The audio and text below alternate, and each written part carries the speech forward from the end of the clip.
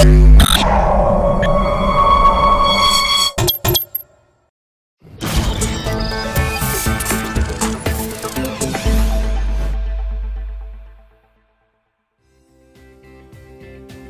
my name is Les Brown.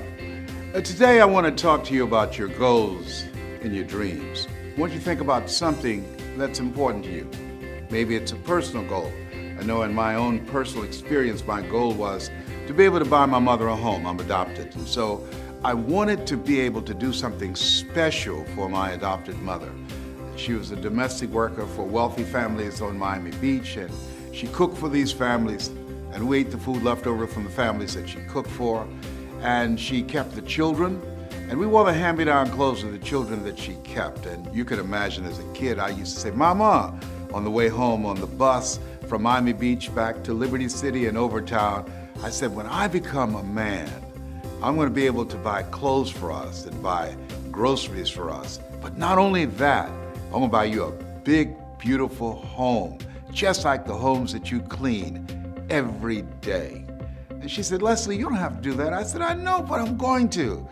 And you know what? The reason that I said that, I believe that it was possible. See, the family that Mama worked for, Mr. Sidursky used to listen to motivational messages every day. And I was very fortunate to have to take care of the needs of Mr. Sidursky. Had to shine his shoes and dust his office. And he was very rude to me. He said, Leslie, especially he had guests, did you clean this? Yes, I did, sir. Look at it. How can you say that? I do apologize, sir. And his guests would say, don't talk to him like that. That's not nice.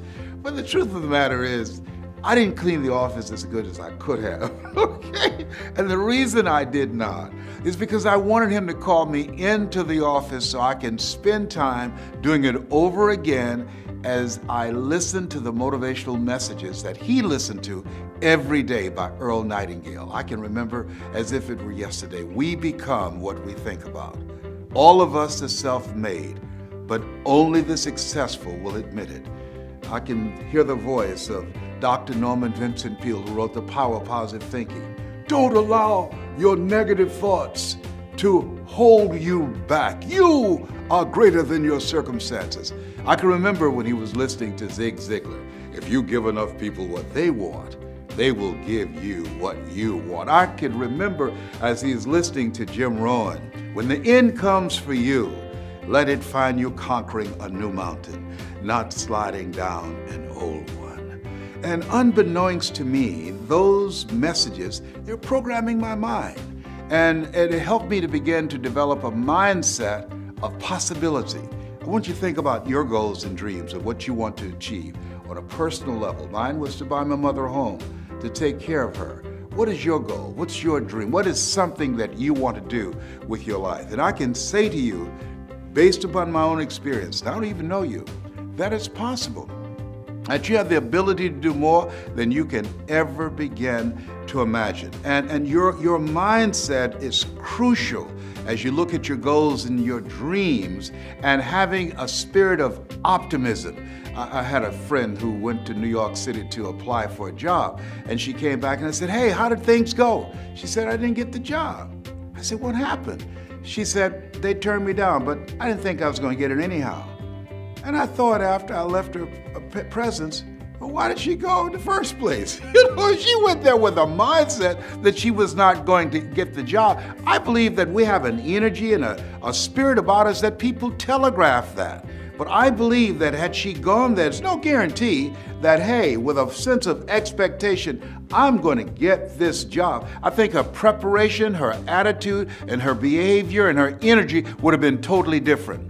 I'm reminded of two little boys who were in Philadelphia and they were playing on some ice and they got out too far and one fell through the ice and he was thrashing, trying to get out. And obviously his friend looked at him and panicked and he couldn't reach him, he couldn't pull him out. And so he saw him going under the ice and it was very hard and he couldn't break through. And so this little frail fellow ran, he saw a tree in the distance and he scrambled up this tree and he broke off a big branch and came back and savagely began to beat the ice and he broke it.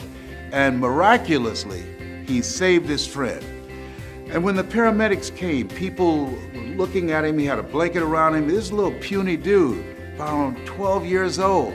And people start asking the question as they looked at him and they looked at the branch. How could this little small fellow break this branch off and beat this ice and break it and save his friend? How could he have done that, as small as he was?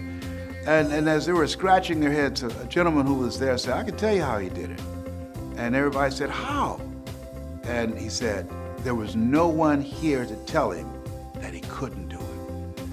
See, a lot of people are not really living their dreams and living the kind of life that they are capable of living because of the fact that they have been inundated with so many negative conversations.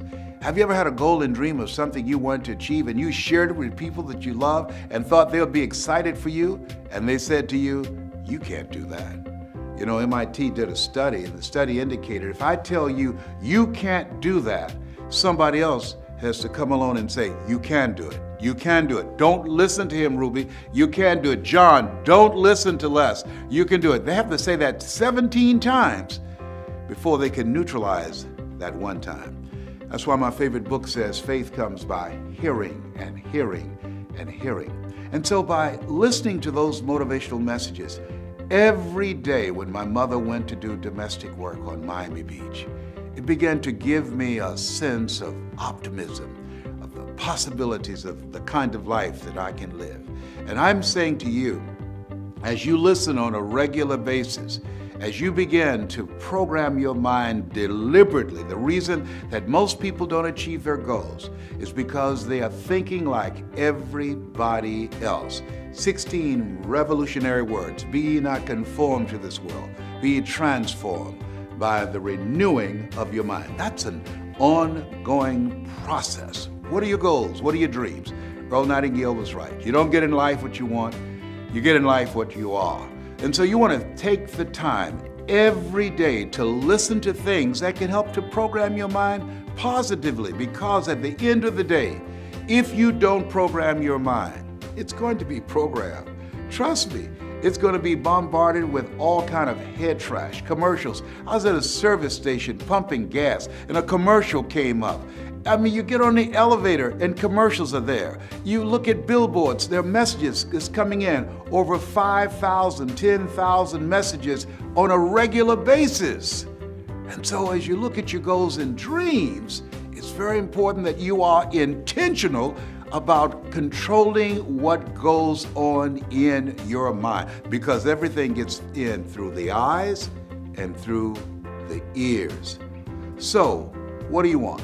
What do you want for yourself? What I'm doing right now, I didn't do it for 14 years. You know why? Because I was suffering from possibility blindness.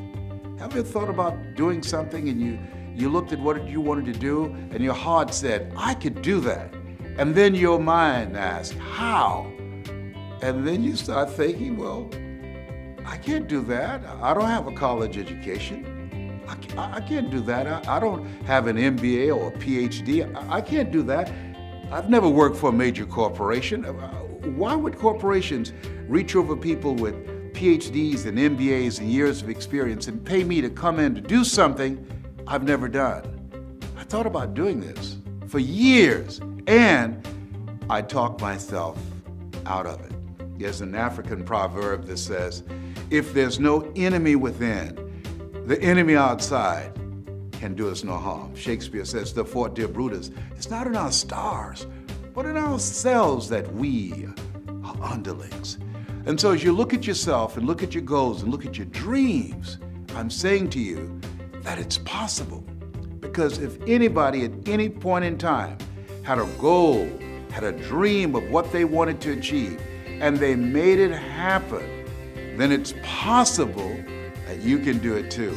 But you've got to be intentional about programming your mind. So here's some things that's very important. I want you to hold in mind what it is you want to do in your personal life. What is it that you'd like to do? Maybe you want to do something for someone you care about. That was the goal and dream that I had. And I purchased 4 different homes for my mother. And I want you to think about your financial goal. You know, people say money won't make you happy. but everybody want to fight out for themselves. I have a friend named Rita Davenport, and Rita said, money can't make you happy, but it's right up there with oxygen. And I agree with that 100%. So as you look at your goals and dreams, I want you to think about your financial freedom number. What does that look like? That once you achieve that, it will alleviate a lot of stress. Once you achieve that, you have more time for yourself and for your family. You can go on that dream vacation you've been thinking about, or buy that dream car or home that you desire. Once you earn that amount of money, it would be like becoming debt-free. I want you to think about your financial freedom number. And then once you come up with that number, and I want you to write it down, as you come up with that number, I want you to multiply it 100 times. Yes, 100 times. Read my lips, 100 times. Why? Because I found that most people fail in life, not because they aim to. Most people fail in life because they do what I did for a major part of my life. Aim too low and hit. And most people don't aim at all. That's why there's a saying that if you don't know where you're going to end up someplace else. And so you are serious about your goals and dreams. I can say to you that you've got to affirm yourself, you've got to tell yourself, you've got to encourage yourself that it's possible, that you've got to talk to yourself on a regular basis.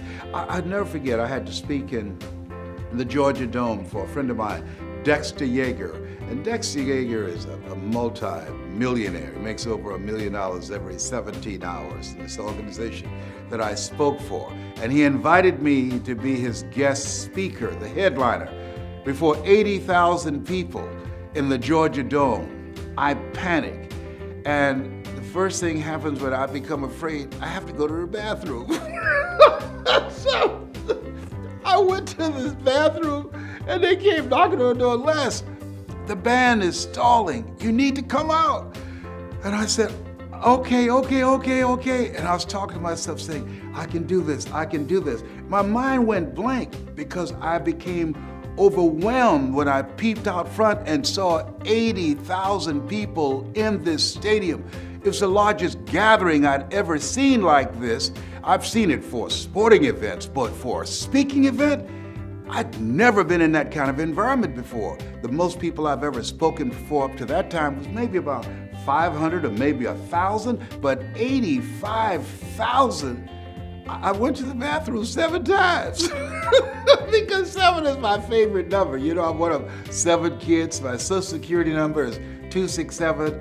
My phone number is 702. Did I tell you my favorite number is 7? God made the world in 7 days. Naaman dipped himself in the river Jordan 7 times. Joshua marched around the walls of Jericho 7 times. Did I tell you I went to the bathroom 7 times because 7 is my favorite number?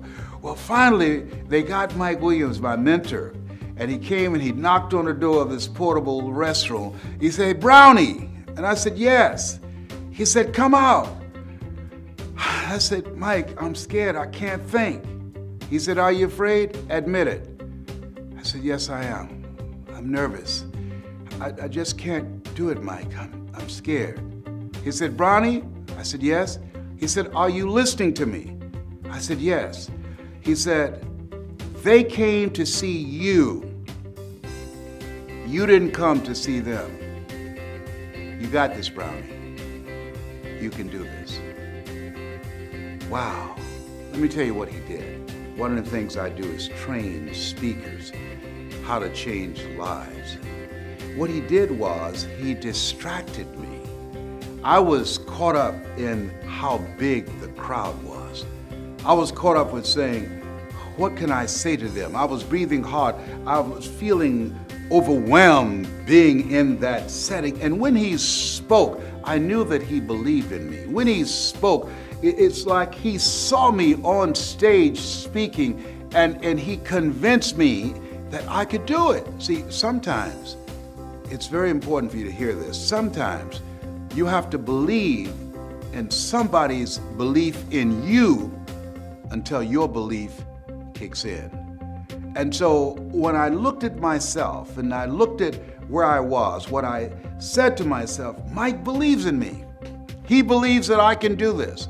And I'm saying to you, as you look at your goals and look at your dreams, one of the things that's important in maintaining an achievement-driven mindset and a spirit of optimism is having someone in your corner, having someone who believes in you, having someone who can see what you can't see. See, sometimes you can't see the picture when you're in the frame. That's why it's very important for us to have coaches, people who can encourage us, who can inspire us. You know, Muhammad Ali said, "I'm the greatest," but he never won a championship without Angelo Dundee in his corner. People say that Michael Jordan, one of the greatest basketball players of all times, but he never won a championship without Phil Jackson as his coach. And so, as you work on yourself and work on your dreams, I'm suggesting that you get someone in your life that you can partner with, someone that can see what you can't see, someone that when you feel you can't make it, someone when you feel I can't do this, and they can give you a word of encouragement and will make all the difference in the world. And I finally came out. I came out, and as we were walking toward the stage, I stopped, and I said, "Will y'all pray for me?" And they did, and I grabbed Dexter's hand and put it on my head. I don't know why I did that. Okay. And I finally went up, and I did it. And the speech was called, "It's Not Over Until I Win." And what I really meant about that, it's not over until you win over that inner conversation that you have with yourself. See, there's some things that you can do that you don't know right now. And just because you can't see it doesn't mean that it's not available to you. My favorite book says, "Eye has not seen, ear has not heard, nor has entered the heart of mankind what God has in store for you." There's some things that you can do that the heart can feel it, can experience it, but the mind can't get itself wrapped around it. And that's why I'm saying, what are your goals? What are your personal goals? What are your financial goals? And what's your social contribution? I believe we live in the greatest country in the world that gives us an opportunity to leave a legacy. Hart's man said we should be ashamed to die until we've made some major contribution to humankind. One of the goals I have as a 17-year cancer conqueror is to let people know you are more powerful than cancer. One of the goals I have is to reduce the number of women who die from breast cancer. My mother was a 22-year breast cancer conqueror. One of the goals I have is to teach people, everyday average people outside of the church and outside of politics, both of which I believe polarize and divide people, but ordinary people who want to live an extraordinary life, how to use their story, how to use their voice to make a difference, or use their knowledge to create a financial empire for themselves. What's your goal? What's your dream? What will your legacy be? At the end of the day, when you leave here, what are 3 things that you want said about you when you check out? Because we're going to all go. Nobody's figured out how to get out of life alive. You know, a lot of people go through life not attempting to do anything big or major with their lives because they are trying to play it safe. Hello, listen to me. Hello, there's no safe position in life. Hello, there's no safe position. You can't get out of here alive. You're going to die anyhow. And people who believe that it's possible that they can have their dreams, these are people that are daring. Helen Keller said life is either a daring adventure or it's boring. Decide that you're going to make your life a daring adventure. Decide to become a risk taker. Viscott said if you're not willing to risk, you cannot grow. And if you cannot grow, you cannot become your best. And if you can't become your best, you can't be happy. And if you can't be happy, then what else is there? Listen, I don't know you, but here's what I know about you based upon my own experience. You have something special. You have greatness within you. I don't care if you are going through some tough times right now. You are greater than your circumstances. What you are growing through, not going through, what you are growing through will help you to become a better person. the periods in life when you have to realize that you have to come to a place within yourself where you say, I'm not going out like this. I'm not going out like this. You've got to get to a place where you say, I've had it.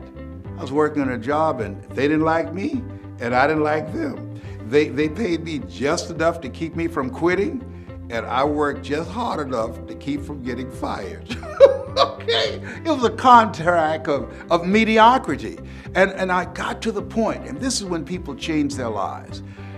I got to a point where I said, hey, I've had it.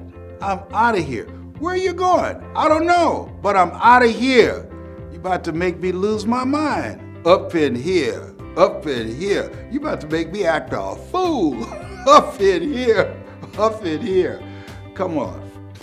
I can say to you, as you look at yourself, look at your goals, look at your dreams, what do you want to do with your life? It's possible. If anybody at any point in time in history had a goal, had a dream, and made it happen, then it's possible that you can have your goal. It's possible that you can have your dream. And as you look at yourself, work on yourself every day.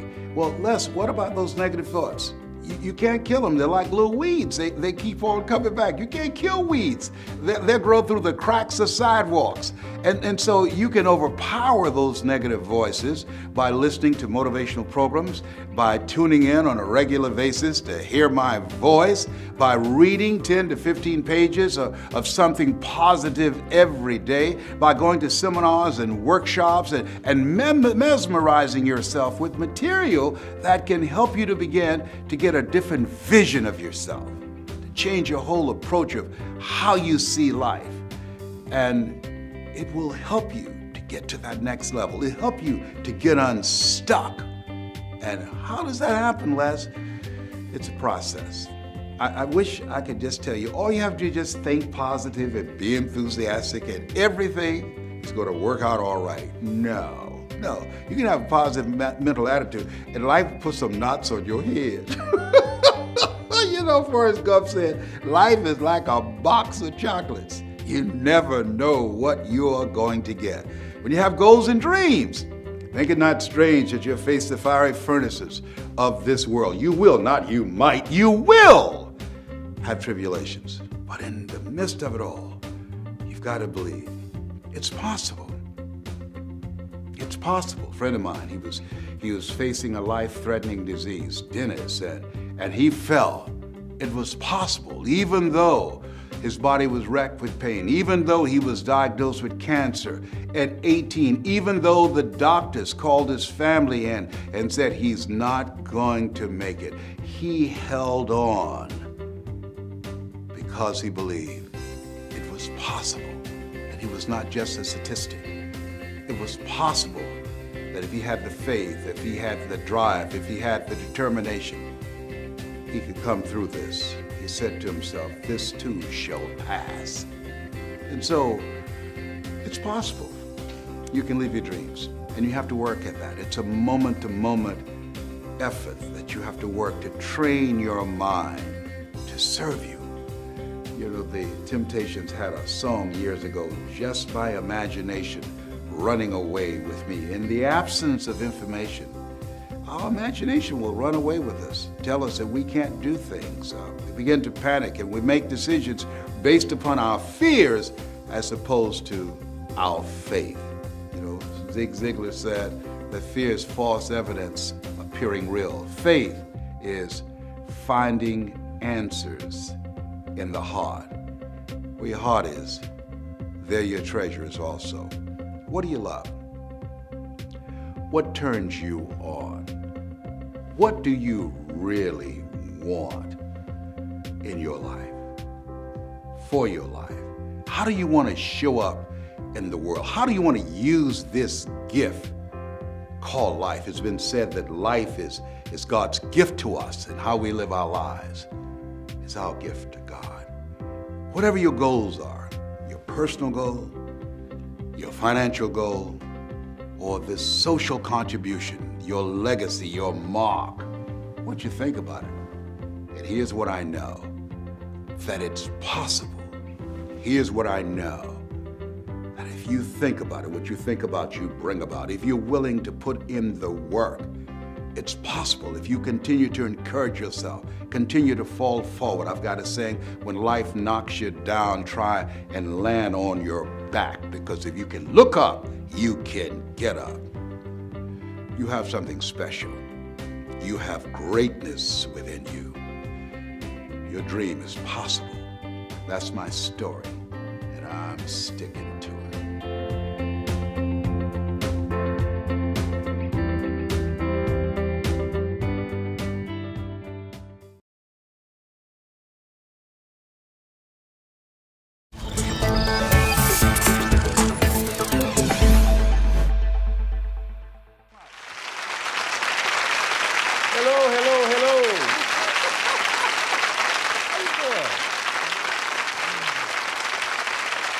How you doing this evening?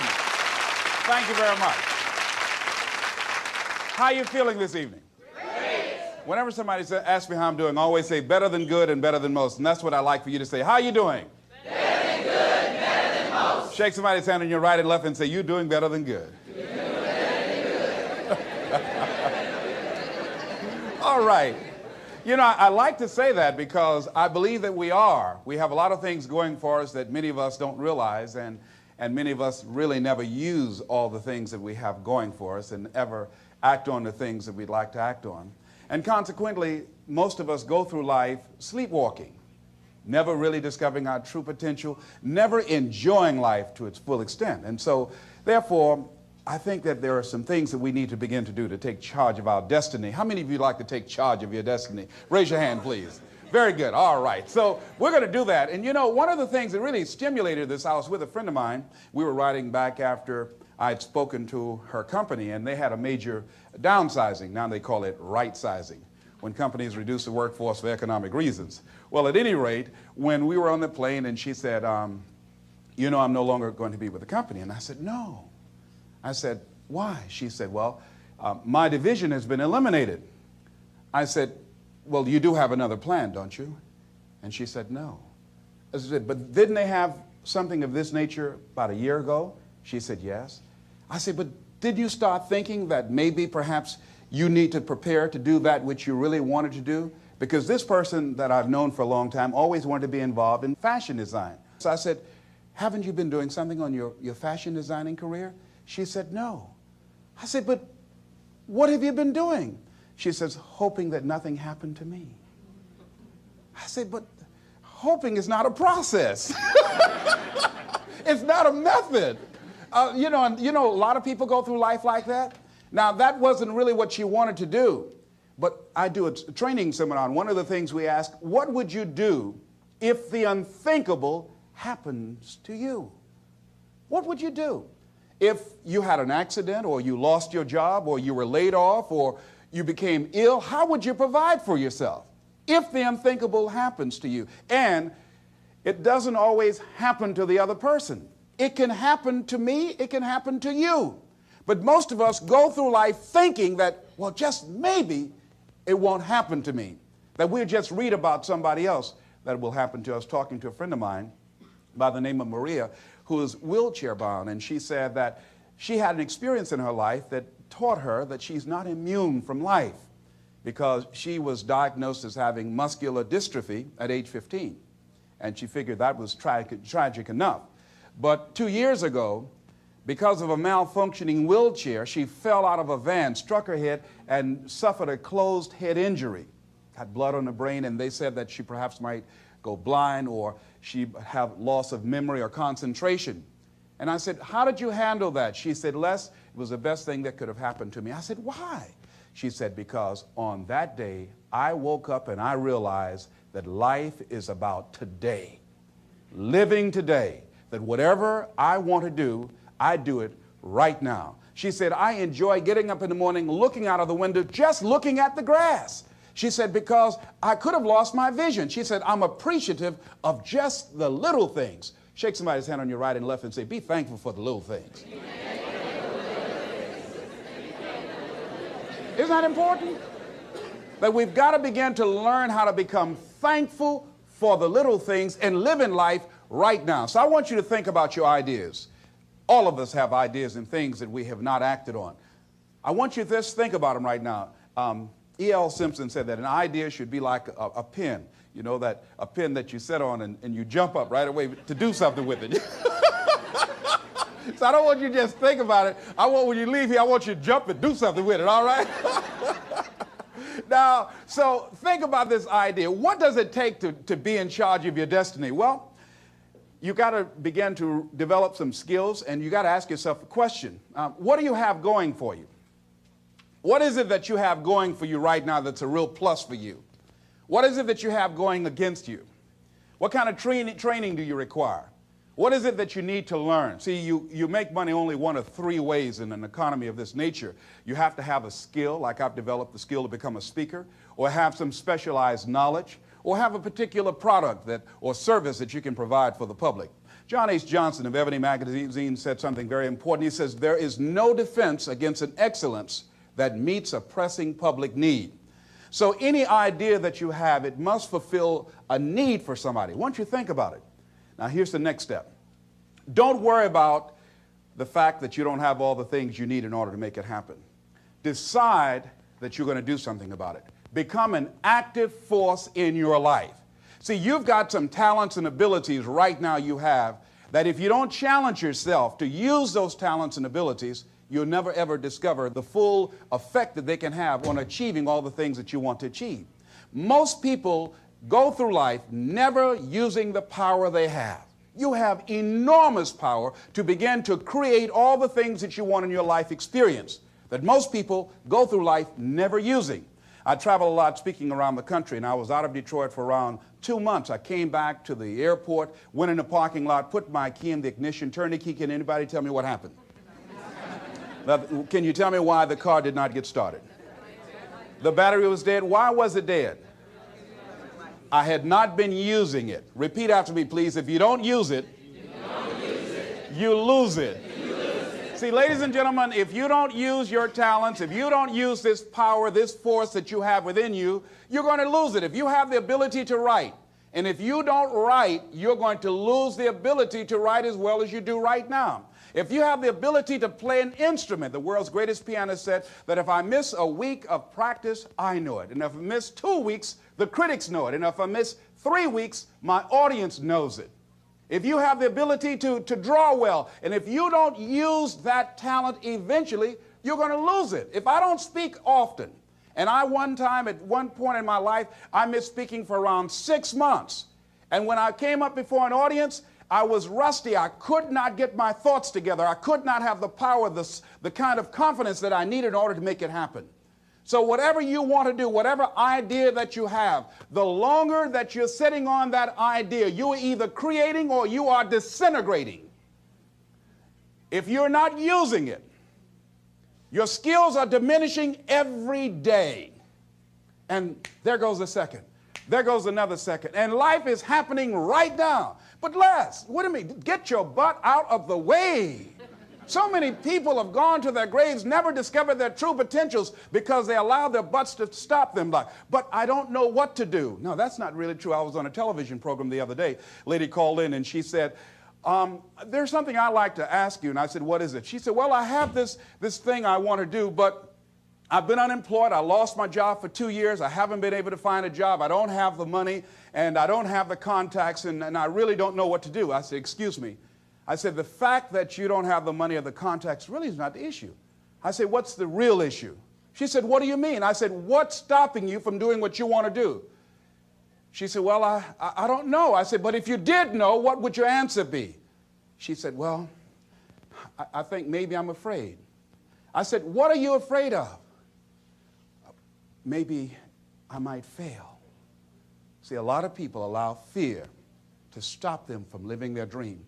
Answer your calling. Whatever you're called to do, don't count yourself out. Don't say, I can't do that. Many of us go through life saying no, and you don't even know what you're saying no to.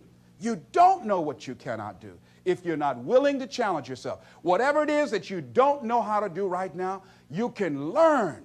I did not know how to speak for major corporations. I decided to become a student If you do your research, if you do your homework, if you make the commitment that I'm going to learn, when you look at what do I have going for me and drop your buckets where you are, decide I'm going to work and get myself together. A guy named Jim Rohn said, if you develop your gifts will take you places that you'll never begin to imagine. And I decided to do one thing. All my life, I've been a jack of all trades and master of none. I mean, I did a little of everything. I was a disc jockey. I was a state representative. I used to be an MC. I used to do public relations work. I used to do door-to-door sales. I did a whole lot of things. But I decided that I was going to do one thing, and I would master that. And after mastering the art of speaking, then I would become a trainer. And after doing that, then I said, I must become a businessman. Just find one thing and just decide that you're going to work with it until it gives you the blessing that you want, and don't let up on it. Just keep right on working it and working it and working it, and knowing that whatever you do, you can better your best, that you can get better at it, that whatever you are achieving right now, it's only a tip of the iceberg of what's possible for you. Now, here's something else that you do when you start working on this dream. Give it everything you got. See, put your heart in it. Most people, when they're working on dreams, they don't give it everything they have. I heard a guy say in a book, the title of it was, All You Can Do Is All You Can Do. And all you can do is enough. Well, see, most people don't do all they can do. Most people go through life holding back. Have you ever had the experience of starting your car and you mash down on the accelerator and the car, boom, wait a minute, hold a minute. Start mashing again, and it was not moving. It was very hard. And all of a sudden you realize that you had the emergency brakes on. How many of you ever had that experience? Raise your hand, all right? Then you release the emergency brakes, and then the car moves, boom, unencumbered. Most of us go through life with our emergency brakes on. Well, it might not work out. People might talk about me. I don't have enough money. I don't have enough education. I'm too ugly.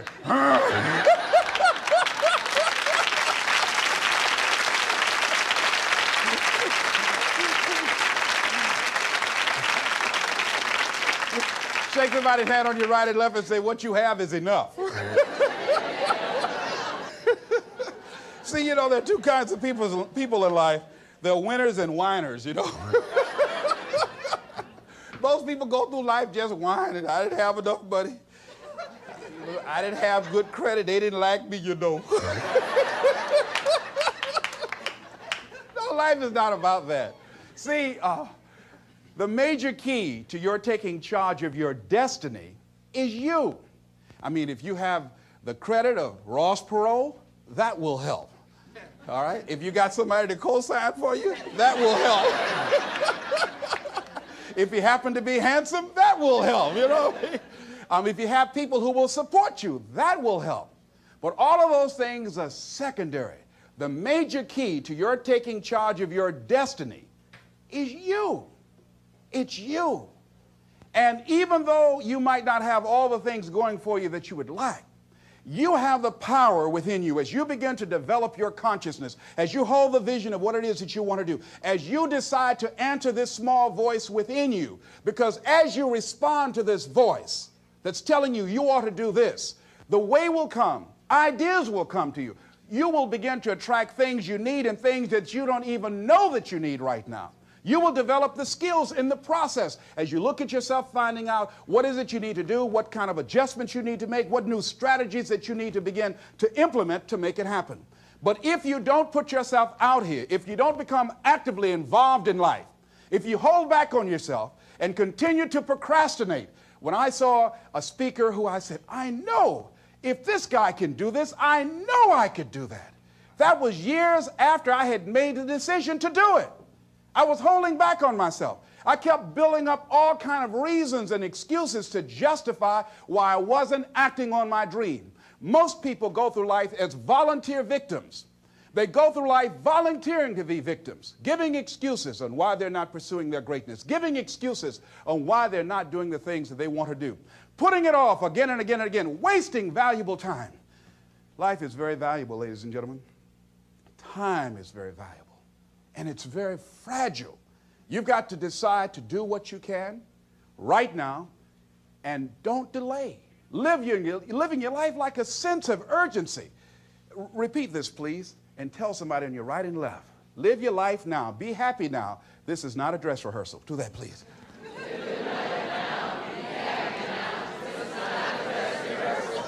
This is your Super Bowl. Do you know there are people who put more emphasis and more energy into a sporting event or dancing or entertainment than they do on their dreams?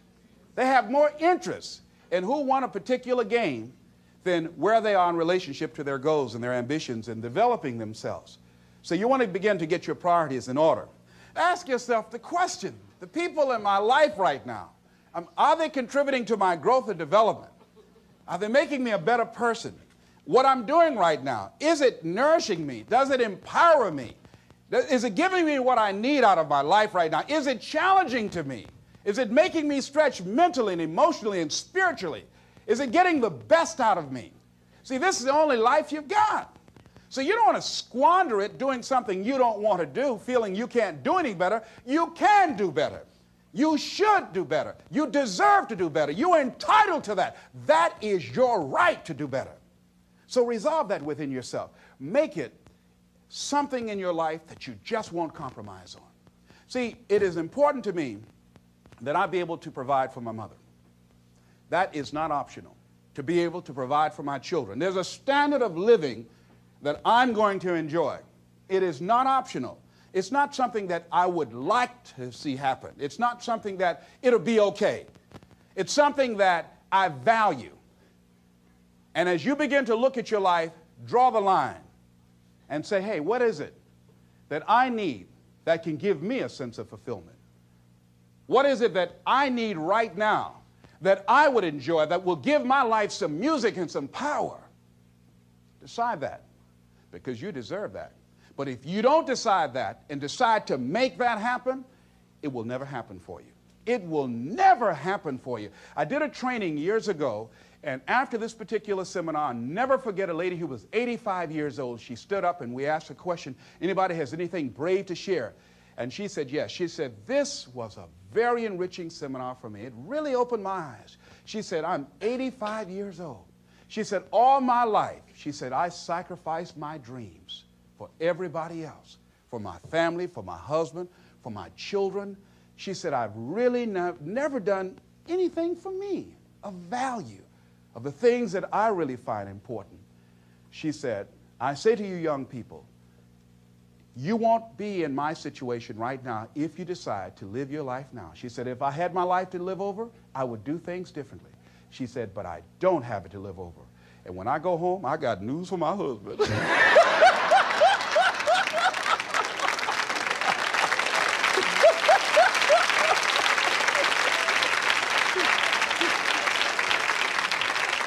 So repeat after me, please. I'm going to live my life now. I'm going to live my life now. I deserve that. I deserve that. Okay, now here's something else I want you to realize.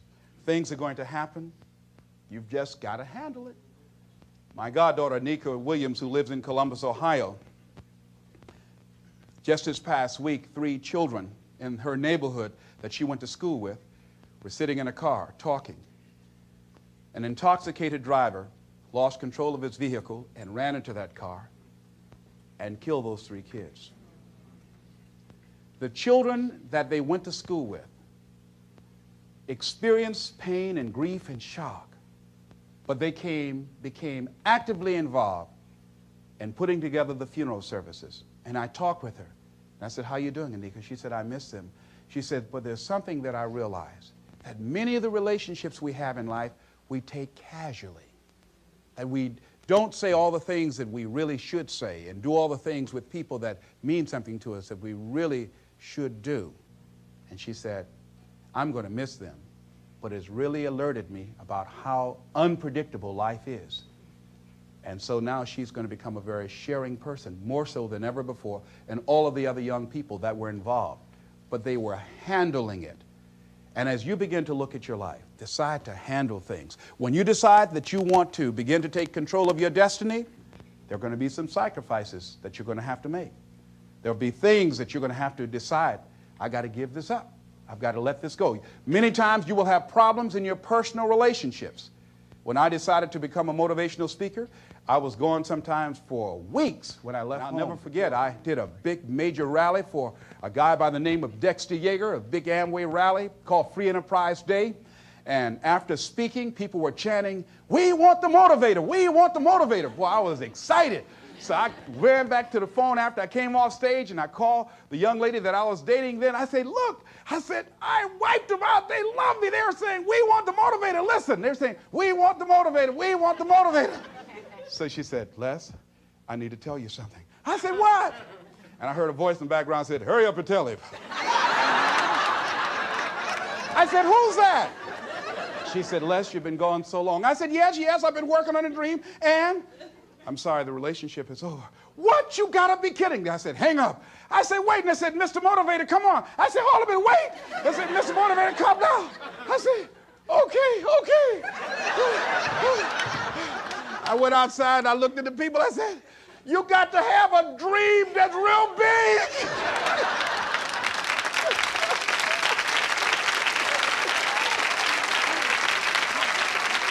I said, "Sometimes things will happen to you that will catch you on the blind side and bring you to your knees."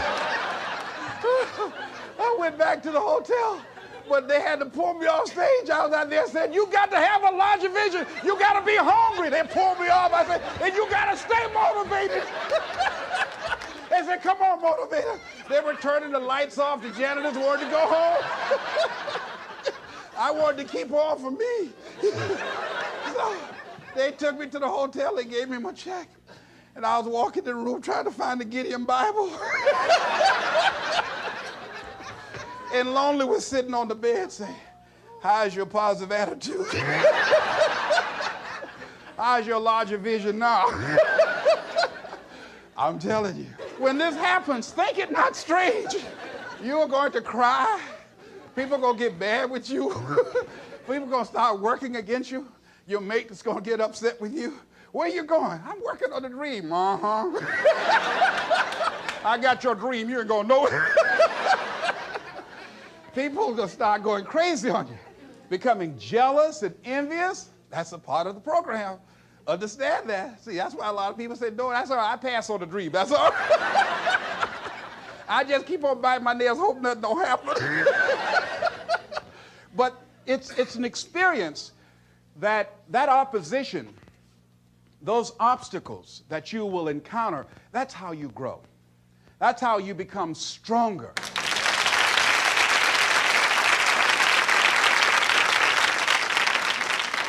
Now, will there be some tight moments? Will there be some times that you want to give up? Yes. Here's something I was reading that Harriet Beecher Stowe said. She said, "When you get into a tight spot and everything goes against you until it seems that you cannot hold on for a minute longer, never give up then, for that is just the place and time that the tide will turn." Never give up then. And that is so important. When you're working on doing the things you want to do and fulfilling your dream, and things happen, there are times when your energy feels so depleted that you want to give up, that it looks just totally impossible. And I can tell you from my own personal experience, don't give up then. That's when you've got to fall forward, when life is kicking dirt in your face. Don't give up then. That's when most people turn back. Most people will tuck their tails between their legs and they will run in the opposite direction and say, "That's all right, life, I don't want this." All right? No. If you've decided that this is what you want to do, you've got to become courageous to stand up within yourself, to face it and step forward. And ladies and gentlemen, that is what gives your life meaning. Those things will begin to strengthen you like you can never begin to imagine. And I tell you, one of the most painful experiences I had in my life was also one of the most enriching, because they say that pain opens the space in the heart for joy. And because I did not buy into something, because I caught myself at a critical point and was able to back up and look at it, I was able to become free of the effects of what could have been a tragic situation for me and move on and do something about it. But I learned in the process that I had to learn to surrender and give certain things up. See, in life, everything that happens to you, there's a lesson in it. There's a lesson in it for you if you look at it whatever happens to you, just look at and view life that you're a student of the universe and say, what's in here for me to learn? One of the most tragic things that happened to me that could have been a tragedy was when I wanted to buy my mother a home, and I did that. And in my haste, and it was the first major purchase of property that I ever made in my life, and so I was naive. And so when we were sitting there at the closing, the attorney said, have you done a title search? And I said, what's a title search? And she said, well, that's when you check to see whether or not there are any liens against the property before you purchase it so that you don't inherit any financial obligations of the previous owner. So the guy interrupted, said, look here. He said, the only reason that I'm selling you this house, and I'm doing it at a loss, I can actually make more money. But the only reason that I flew here from Philadelphia to sell you the house specifically is because I admire the fact that you're adopted and you want to buy this home for your mother. And he said, there are no liens on the property. I just want to help you. So I looked at my attorney. I said, I believe him. She said, Les, this is business. I'm not questioning his integrity, but I advise you not to sign the contract now. I looked at him. He said, if you're not going to do it, man, I'll just go ahead on and make the money that I was going to make. I said, okay, no. I want to do it. I said, I'll do it. So she said, okay. She said, this is not the last house in the world. I signed the contract. After being in the house for around 2 months, I received a notice that I had to pay a lien of $25,000 or I had to get out of the house. I called the attorney. I said, look here, sir. I said, my name is Les Brown. I'm the new owner of this property. I said, I bought this home for my mother. I said, she's 80 years old. I said, she has a bad heart, a serious condition. I said, and I just cannot give up this home. And I just exhausted all of my resources to buy the house. It's all I have. I said, can we work out some kind of monthly payments? I don't know how much I can get, but if you can work with me, I guarantee I'll give you my word. I want to keep this home. I'll pay you back. He said, we want the money in 6 weeks or you have to get out of the house. It's going to go on an auction block. I said, oh. I said, but I borrowed everywhere I could just to get the $12,000 to put down on it. He said, mister, that's not my problem. You should have had a title search done. So I went back home and I worried for weeks. I lost around 23 pounds. I would go home to catch the mail so my mother wouldn't get it. They put a listing in the newspaper. People were driving around, wanted to come in the house to look at it. So I put a sign out front saying that the newspaper article was an error, saying that the house was up for sale. And finally, when they were coming for the day they were going to auction it on the courthouse steps, I knew the moment of truth had come, I had to tell my mother. So I walked all night that night. Around 2 o'clock in the morning, the children were asleep, my mother was asleep. I said, Lord, why did this have to happen to me? I said, I'm trying to do the right thing. I want to provide for Mom. I'm not out stealing and robbing. I want to provide for my children. I said, why did this have to happen to me? I was personalizing. I was feeling like a victim. And so finally, I had to go in there and I had to tell my mama. So I kneeled by the bed. I said, Mama, I got something to tell you. She said, what? I said, we've got to move out the house. She said, why? I said, well, because of the fact that I made a mistake and I signed a contract when I should have had a title search done, and I can't pay the $25,000 outstanding lien against it. She said, good, I don't like this house anyway.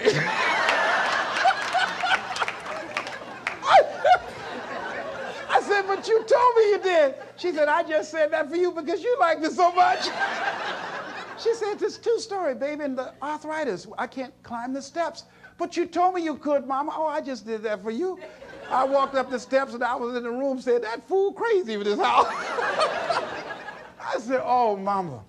So I'll never forget when we had to pack up and go back to the old house we had moved out on in Liberty City, right down the street from Miami Northwestern High School. And the neighbors were out looking. Isn't that Mamie's boy? And they're coming back. You know? I was so embarrassed. I mean, I turned red, but couldn't nobody see it, you know? So my sister came over. She didn't make it any better. She was like, mixed the big time. Won't get no job going around and running your mouth. Yeah, you got a dream to get Mama home. Now, You back where you belong here. We came in the house and the roaches were playing bid whist. They said, y'all come on in, we miss y'all. And as I was taking furniture off the truck, I was so hurt and humiliated, and I felt beaten. And I began to cry, and I held my head down. And my mama said, hold your head up, boy. I said, Mama, I just can't, Mama. She said, hold your head up.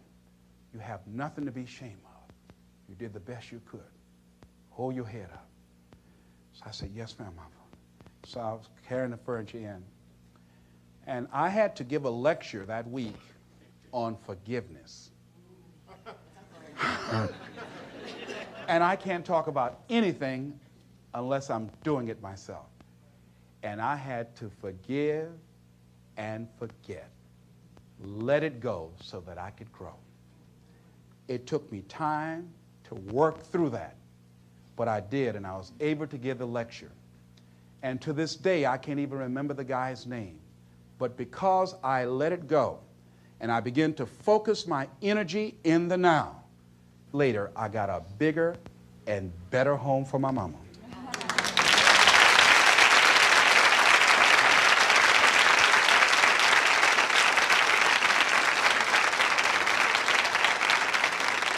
Here's what I learned from that. That was not the last home in the world.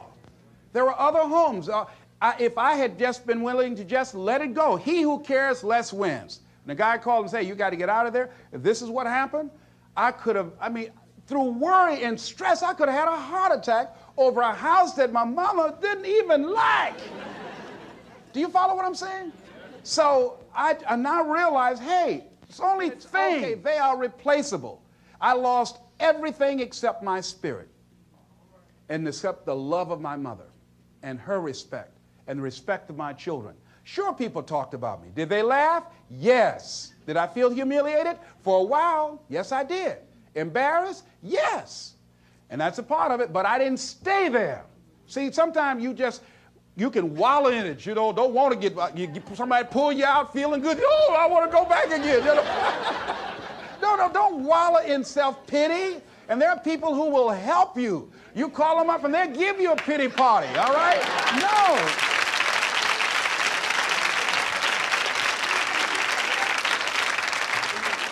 I talked the other night about some explorers that were in Africa. And they saw these two little boys who were playing with some what appeared to be marbles. And they went up to these little guys and said, here, let me give you some candy for that.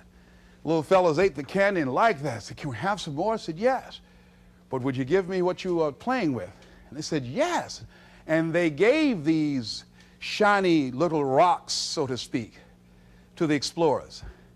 And the explorers, taking them back and examining them, discovered they were large-size, uncut diamonds. They had a fortune. The little boys had a fortune in their hands, but they didn't know. They did not know. Repeat after me, please. If we knew better, we would do better. See, there are many of us, we work for people and sometimes put in 60 and 70 hours a week. Why?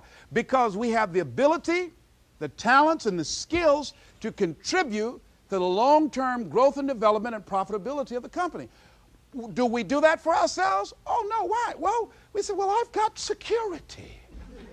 There's no such thing. It's an illusion in your mind. We go through life creating these illusions for ourselves. But it doesn't mean that you can't strategically work on something else on the side. Develop some hobby or passion and find ways that you can begin to create some alternative methods of providing wealth for yourself. See, money is not important to me, but Rita Davenport said it's right up there with oxygen. But it is important to me that it not be important. I got that from Rhea Steele. That's important. It is important to me that it not be important. Make it important to you to live your dream.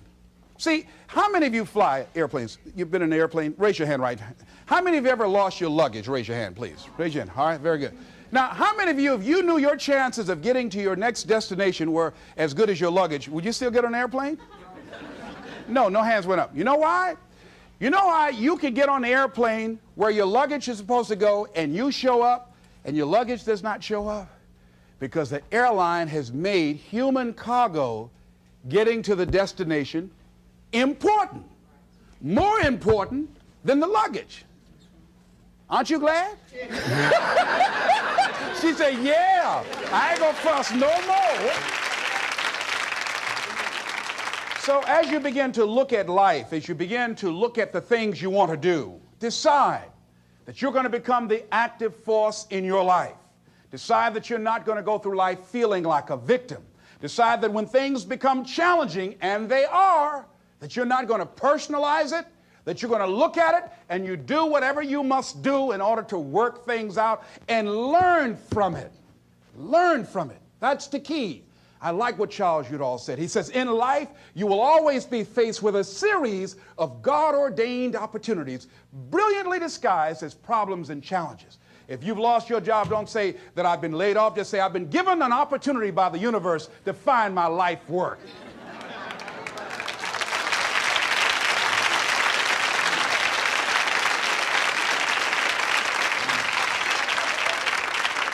So as you view all of the things that happen to you as an opportunity, now you're taking it from a different perspective. Now you become an active force in your life. Now you are the one, rather than running from things as they begin to change, you become a change driver because you know that you've got the power within you to make the difference. This force, this power, this energy that you have, that's more powerful than anything that can ever happen to you. You're more powerful than your circumstances or anything that you can experience right now. Decide that you're going to commit yourself to act on your ideas, to become happy. Commit yourself to live your dream. Commit yourself to become the architect of your future. There's something that I heard that Goethe wrote that I love very much. And it really, as you begin to operate out of this consciousness, you begin to experience a different level of living in terms of commitment. He says, until one is committed, there is hesitancy, the chance to draw back, always ineffectiveness. See, until you are willing to jump out there. Somebody asked me, how do I do that? I said, no. You don't need any answers now. You need to make the commitment. Once you make a commitment, then life will give you some answers. You can't decide just going to sit on the side of the pool and just stick your toe in. No, you've got to be willing to make the leap. Most people don't want to do that. They want to sit on the side and say, tell me, is it cold out there?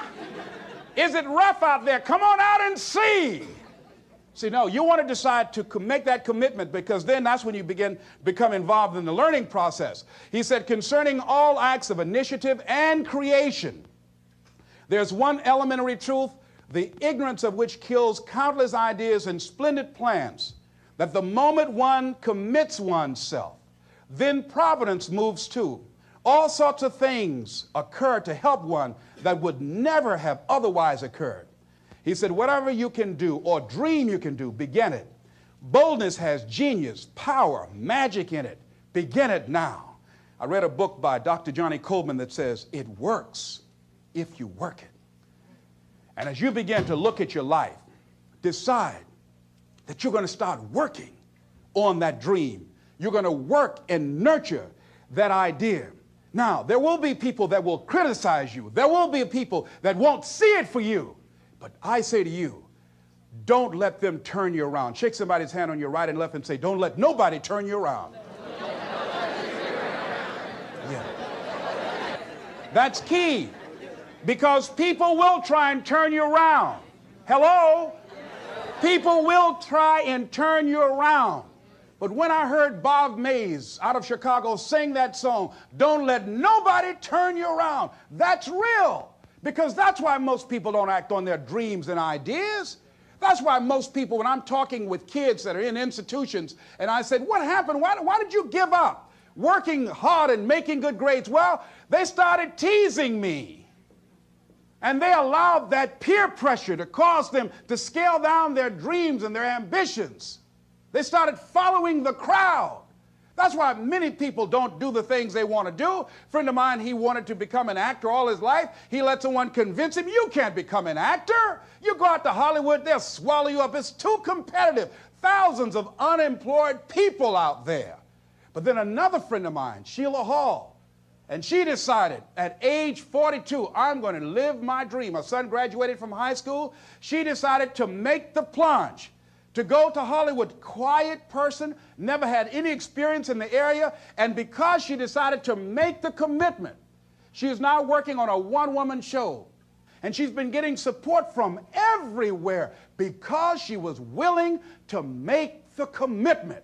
This other guy is far more talented and skillful, but he wasn't willing to make the commitment. So he goes to work every day to a job that's making him sick because he doesn't have the guts or the boldness to stand up in life and say, I'm going to live my dream. I'm going to commit myself to live out what's in me. I heard Dr. Johnny Youngblood say, I must live what's in me. I said, why do you do this? He said, I got to do it. I got to do it. And I'm saying, find something in your life that you say, hey, it might not work out, but I got to do this. Why? Hey, it's the one thing I love. It's my piece. It's my thing. You don't understand it? It's all right. It's all right.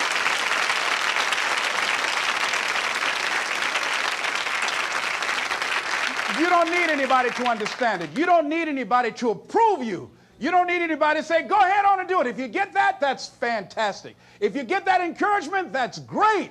But I say stand up within yourself boldly and say, this is my life. I'm controlling my destiny. This is Mrs. Mamie Brown's baby boy, Leslie Calvin Brown, saying it's been a plum-pleasing pleasure as well as a privilege. Thank y'all here.